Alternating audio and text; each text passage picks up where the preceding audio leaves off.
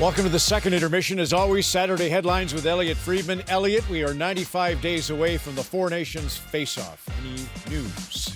Ron, I have a question for you. Yes? Do you know how to set an alert on your smartphone? I do. Okay, set it for December the 4th. Oh, you and everybody else set the alert for December the 4th because that is the day that the NHL and the Players Association will announce the full rosters for the Four Nations Face-Off to be held in February in Montreal and Boston.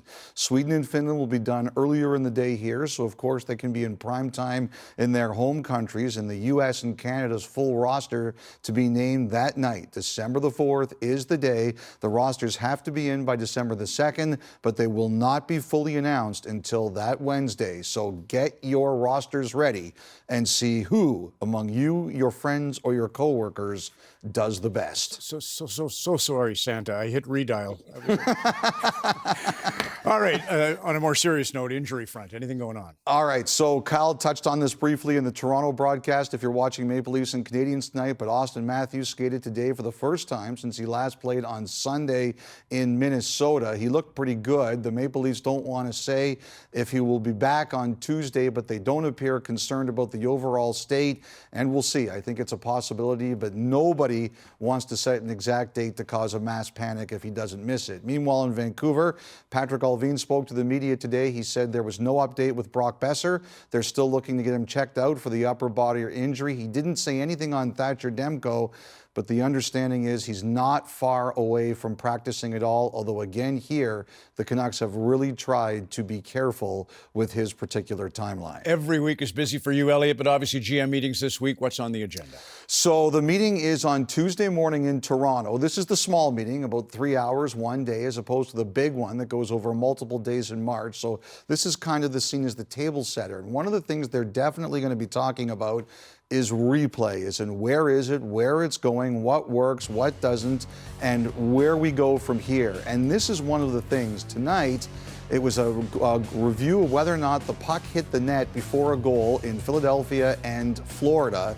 And this one took 5 minutes and 13 seconds. And I understand that one of the concerns here is just the amount of time it takes. How long it takes, how much time teams are given before they can challenge. So that's one of the conversations they're going to have. But also, is there anything they're missing? Like, I'm a big believer, just get the call right. That's the thing we all want to see here. But I do think they're going to discuss, is there anything more they can do, anything more they need to do, anything they should cut back, and also, can they cut down on the time? Another thing as well, as we know, the League and the Players Association are about to begin bargaining on a new CBA. And one of the topics I still think is a big deal among some GMs is, can they fix the playoff roster issue? When the cap goes away and you can stack your roster, is there something that can be done or has to be done to guard against that? Now, we'll see if that leads to any conversation in terms of player movement, because, you know, the thing about news like this is, like Dante Fabro, the tweet today that he went on waivers, it has already 1 million views. Fans love this stuff, even if the GMs and the players don't. Fabro, the first-round pick in 2016 by the Predators, was placed on waivers today. He's only played 6 games. Now, I've been wrong before, and I'll be wrong again, but I have people saying that they don't think he's going to get claimed simply because of the money, $2.5 million. There's not a lot of teams that can handle that.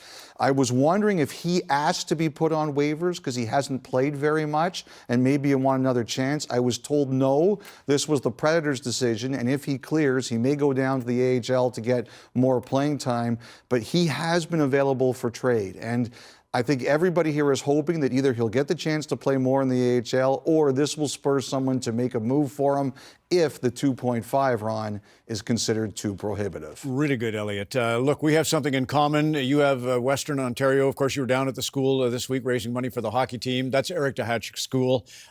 He and I cut our teeth together in Calgary. Kelly, you know this. I was for 2 years the voice of the Flames, like Ryan Leslie is now. And Eric, George Johnson were the two reporters. We traveled together everywhere. He's a gentleman. I'll just throw out this saying, Elliotte: compassion is not a passion to control.